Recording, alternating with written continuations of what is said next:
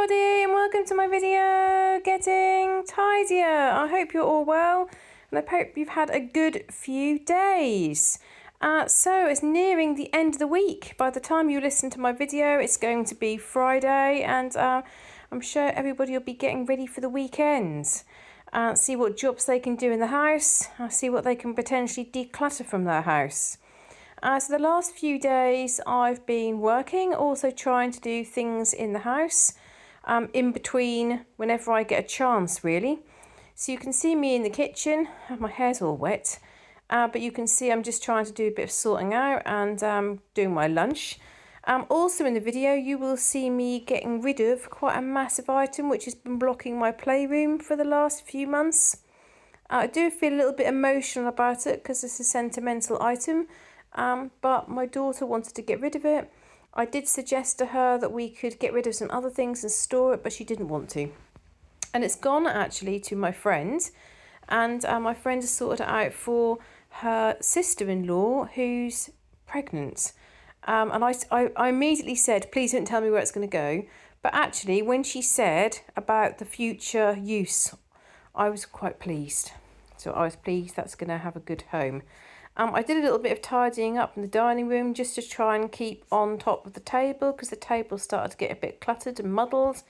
I sort the washing out and then I also do some sorting of the Lego. Honestly, I think I'm going to time myself with the Lego. I think it's going to take hours. Hours and hours. And I do understand what my mum said about why didn't you just sell the box of Lego and the empty cardboard boxes. But how I feel is it's my daughter's, so I should do whatever I can to help her sort all the pieces and then sell the sets. That's what I'm thinking. But it is, honestly, it's going to take hours. So I'm going to try to do that sooner rather than later because otherwise I'm going to have the Lego tub sit in my lounge for weeks or months, aren't I? And I really don't want that. So I'm keen to get that sorted out and cleared out of the lounge.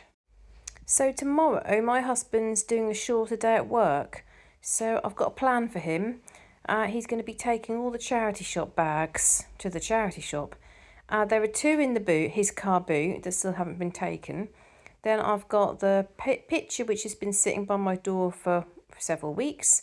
I've got the two massive great bags of books, and then I've got another bag of all different pieces that I've got rid of. Some things from our loft room and from various other rooms, and it's now got into a full bag. So there's going to be 5 bags that he's going to take tomorrow, which will be good, and that'll mean that my hall is clearer. I do still want to start the painting in the hall. The tin of paint has now sat there for about 6 months, but you'll probably notice on one of my videos my curtain is down from the front door. The reason is that the pole looked like that was going to fall off the wall at any minute. And I said to my husband, are we going to wait until that literally pulls out of the wall and collapses and maybe hits somebody on the head? Or would it be possible for it to be fixed? So he's taken it all down and he's in the process of fixing it, which is why the door curtain is also draped over a chair in the dining room. So I'm hoping he's going to be able to sort that this weekend, and then it can go, I can paint, and then it can also go back up where it belongs. Particularly as we've had to, today it was really quite cold, so I get a bit of a breeze in my front door because it's not double glazed. So it'll be quite nice to have that back and have that kind of whole area sorted out. And I do want to paint the whole wall. So that's going to be a job for me coming up too. Now, for those of you that are quite new here, just to let you know that every time you watch a video, when you like, when you comment, it all helps in terms of viewing time and the adverts on my channel. Now, some of you will know I get a small amount of money in advertising revenue. And for the next few months, that money I'm donating to charity minus taxes. So January, the money was going to, or is going to, Star Throwers, which is a small cancer charity based in Norfolk. February, the money's being donated to a charity called Family Funds, which supports families where there's children who have got disabilities or illnesses to ensure the children don't miss out. and I've not yet decided about March. Now there's two possibles in terms of where I might donate that money, and I would be interested in your views. So the first, my first thought is, I mean, we're not talking about massive amount of money. Probably after tax, it's going to be about £60 or £70. The more people view, the more money it'll potentially be. So the first person I'm thinking about giving the money to, and you can look this person up on X or Twitter, whatever you want to call it, is a man called John Dable. Now, John has been very, very seriously ill. He's actually got incurable cancer, but he says he's an incurable optimist. And he spends a lot of his time posting on X motivational, supportive, encouraging comments to others. Despite the difficulties that he's going through and despite the operations and hardship he's gone through, he still keeps on. Obviously, he's not now able to work, so he set up a GoFund account, and I feel like that is a very, very good cause. He is a very good cause to be able to support. And the other sort of person that I thought about giving the money to was Georgina Garsala's mother. Now, if that's something that you're interested in, please look her up. You can find her on Facebook or just put in Georgina Garsala Worthing. So coming up to 7 years ago, Georgina left home. She said goodbye to her mum. She told her mum that she needed to get her mobile phone fixed. She was seen on the CCTV speaking to the person about fixing the mobile phone, although there's no audio, but you can see this discussion take place. She was later seen, I think it was sort of near Worthing town centre, with another lady. The police initially dismissed that evidence, but the mother says that absolutely is my daughter, and I do think a mother can tell whether someone is their daughter or not, the way she walks, the way she holds herself. The lady she was with has never been identified, but that was the last time she was ever seen. And this mother, goodness me, she posts regularly on TikTok and Facebook. I haven't got a TikTok account, but that feeds through to Facebook, so I regularly see her posts. And she has been left doing a lot of the research to keep Georgina's name alive.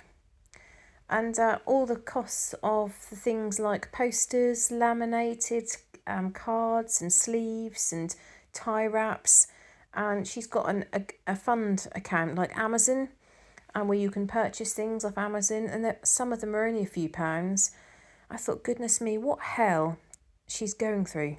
It's nearly 7 years, and her daughter just vanished into mid-air. So either if you're on Twitter or if you're on Facebook, please do look those people up and follow and offer support if you can. But I would like your views in terms of, for the month of March, who I should give that money to. So as I said, not large amounts, but every little counts, doesn't it? Every little makes a difference. That's the way I think.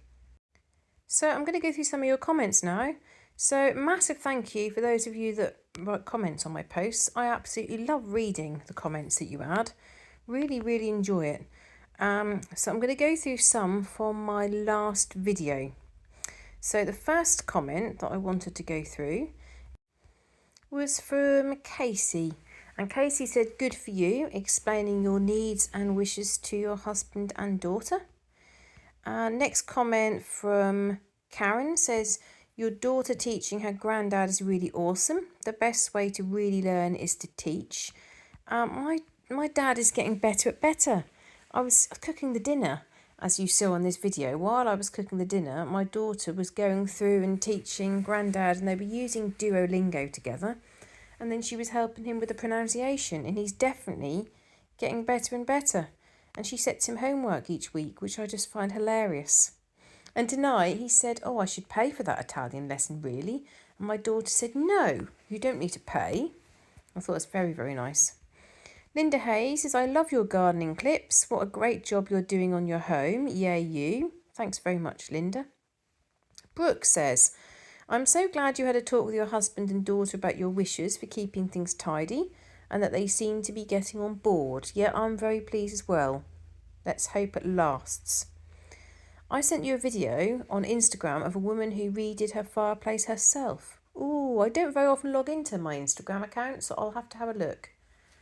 That's interesting. Well, the man that I found is doing the work tomorrow. He says if it's concrete, he can do it. If it's not concrete, he can't. So I said, well, once you get there, give me a ring and we'll go from there. When Mrs. Kojak said that she was from West Virginia, did you start singing that song? Do you know, Brooke, I'm often singing. I'm always singing. And at the moment in the car, I'm listening to Travis. But I also like, I listen to a range of different music and different songs, but I do enjoy singing. And a number of the different songs that I grew up listening to, my daughter now knows all the words. Well, there's only one way, isn't there, that you can know all the words to a song. Either you listen to it yourself or somebody else. Brooke says, I can do assessments to determine ADHD diagnosis. I have it as well. That's interesting. I do think that's interesting. I think I've said before on this channel how I think the ADHD diagnosis is really interesting, because when I've read like the formal information around ADHD, I would say a lot of my family members and a lot of my friends cover lots of elements of it. But of course, ADHD is around whether that impacts your normal day-to-day life. And if you're managing on a day-to-day basis with limited issues, that's obviously not a problem, is it? Actually, one of my learners has potentially got ADHD, but he's got various different strategies to cope and manage and deal with things. So would it, you tell me, lots of you will know more about this than me, is it worth getting a diagnosis? He's not going to take any medication. He's got various strategies to cope. So is there a benefit to getting a diagnosis? I think at the moment there's a massive backlog, so it probably would take him about 2 years. But then his employer has said in order to put in more kind of reasonable adjustments, they need to have a formal diagnosis, which I'm not quite sure how that works, because none of the adjustments that are being put in place cost money. So it's not like he's asking for things that, have got some sort of financial element to them. So I'm not quite sure how that works. And then Brooke goes on to say, listening to you talk about doctors prescribing medication and then more medication to treat a problem that occurred because of the medication definitely is a terrible problem in our healthcare system now. Doctors are not treated to look for the problem, just to throw medication at it. Sorry, this is a soapbox issue for me. No, I agree. I feel very, very strongly about this as well. I think I probably mentioned to you before about my piano teacher. Before she gave up teaching, about a few years before, she was put on certain medication, and the doctor hadn't checked her family history. And she started to get very, very unwell, and she actually her eyesight started to be affected. And she wondered whether it could be the medication. And when she went back in, she saw a different doctor. And the doctor looked at all her history and said, oh, I can't believe that we prescribed you this medication. Because you've got a history of diabetes in the family, there's actually a warning to say it should never be given to somebody that's got, a certain close relative with diabetes. Well, she'd had like her brother, her uncle, her father, lots of people very, very close to her with diabetes. And what ended up happening was that she ended up with the onset of diabetes that had been caused by this medication. Can you believe? When there was very clear warnings on it, but the doctors hadn't looked into her family history. Absolutely horrendous. The other thing she said was that she couldn't believe how that really affected her behaviour. So she went out and she started buying, she went out and bought a new dining room table, new sofas, new furniture, and started spending lots and lots of money. And she wondered whether that could be to do with this medication as well. And when she talked to the doctor said yes, that can impact your behaviour in such a way. Scary, really scary. I also think doctors don't have enough time with their patients. I know whenever I go, you feel under such pressure to kind of explain what the situation is in 5 minutes before the next person's turn has arrived. I try my best to keep away from the doctors, but I know that that's not always possible, certainly with the number of people that have got, chronic health conditions. Paper Playground said 73 books gone. Well done. I try to take books I can part with to the local library, which holds book sales to raise money. Our local library has an online presence where you can order books and a literal drive-through where you can return and pick up books. I just love the convenience. Blessings from Texas. That sounds amazing. Given that our public services are on their knees, I wonder whether it would be a good idea for libraries to sell books that people donate, and any money they get, they could use to buy new books that they want to have as their part of their stock. That'd be an idea. I mean, a lot of our libraries are run by great many volunteers, lots of volunteers in our libraries. Louise Tilbrook says, I don't have many books anymore. I grew up watching Tom Baker as the Doctor, and one of the books I will never get rid of is about his years on Doctor Who. I also love Jane Austen and have kept 3 of her books I inherited from my grandma. That's nice. Also Lord of the Rings and Dune. I like Planet of the Apes and still prefer the first 3 Star Wars films. I don't think I've ever met anybody else that likes Planet of the Apes. So I'm intrigued by you saying that. I also love Planet of the Apes. I love that very first film. I like all the films actually. Though you've reminded me I haven't watched the most recent one. But there's no need for me to keep lots of Planet of the Apes books that I'm not going to read and lots of Planet of the Apes figures that I'm not going to display, is there? So I sold a number of those on eBay and Marketplace. Next up is Hannah Rogers. Hannah Rogers says, the kitchen and washing up every evening is paying off, Emma. I had to laugh at you trying to stack those Lego boxes and them sliding around. Could you place them in a clear plastic box with a lid? And do the same for the other unplayed with items in that room. Stack them, push them to the side, and hoover the floor to help with your daughter's dust allergy. Do you know, when I got rid of the horse tonight, my friend mentioned about flat packing all the boxes, and I thought, why didn't I think about that? I could have just unsealed the ends, couldn't I, and just flat packed them. I thought there's no point doing that now because I'm hoping to get rid of them all, aren't I?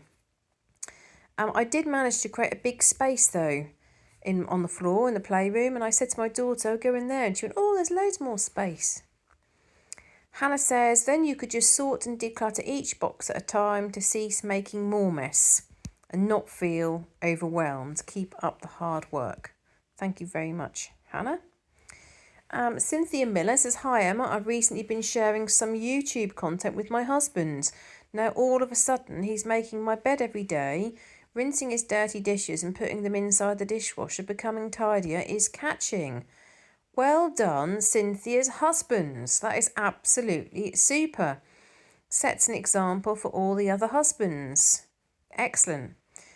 We went to our local AT&T store today to buy 2 new iPhone 15 Plus accessories. It took quite a long time and was an expensive trip. We are pleased though with our purchases. I have never used an iPhone, never ever. I've always used Android. I've heard good things though. My dad, his phone is about 5 years old, and I've been saying to him, you need to get a new phone. I said, I'll get you a phone for your birthday. But there's lots of things that he can't now do on his phone. Lots of things, and there's no memory. So I think that he needs to do a trip similar to you. Laurel Lewis says, I'm a new subscriber here. Thank you very much for joining us, Laurel. It'd be lovely to know where you're from. And then Tinkerbell also says, I'm a new subscriber. Thank you for following. And Tinkerbell is from sunny Essex, and she says, really enjoyed your video that popped up. I find watching people decluttering and tidying very motivational. Thanks so much for sharing with us. P.S. Your lovely floor lamp in your living room We have 2 of this style that need shades. Where did your shade come from? We're struggling to find anything suitable. Everything is too small. They need big shades. Thanks in anticipation. Greetings from a chilly but sunny Essex. I've got several family members from Essex, so thank you for commenting, Tinkerbell. The shade of the floor lamp, they all came together. I bought them from a little country fair, probably when we were been married about 1 year.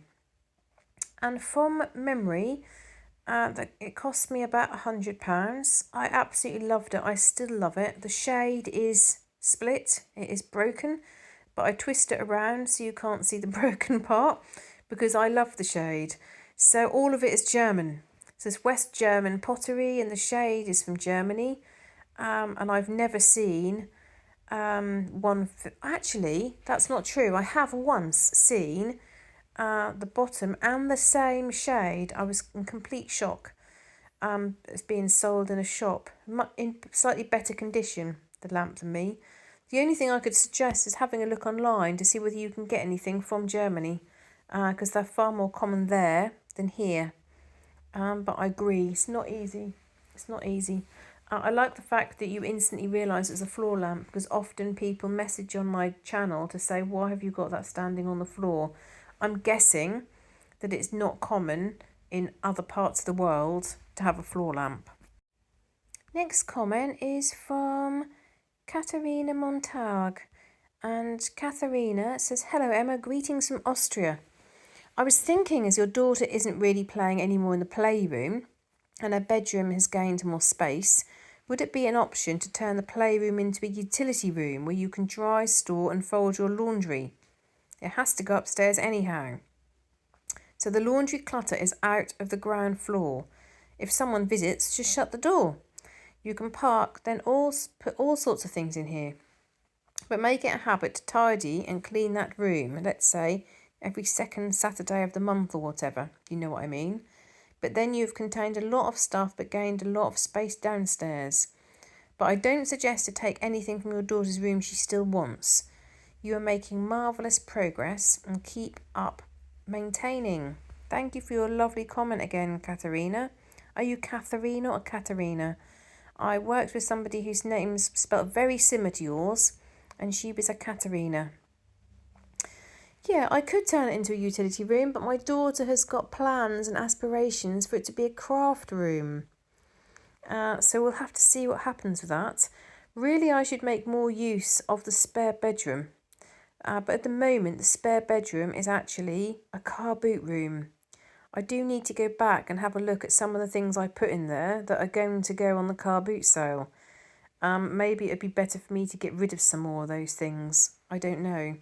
But I love the ideas, all different suggestions. And you're right, if it was in another room, my laundry, I wouldn't have to worry about people coming around and seeing a room full of laundry. It's definitely getting better because I'm doing loads more frequently and I'm finding it's much more enjoyable and much easier to take up small piles of washing to put away rather than this massive great crazy pile which has occurred in the past. So I'm very close to the end of my video now, and it's also getting quite late here in England. Tomorrow I've got a busy day. I'm up early and working a long day tomorrow, but I have got chips to look forward to at the end of the day. I've chips and mozzarella or halloumi with a chili dip.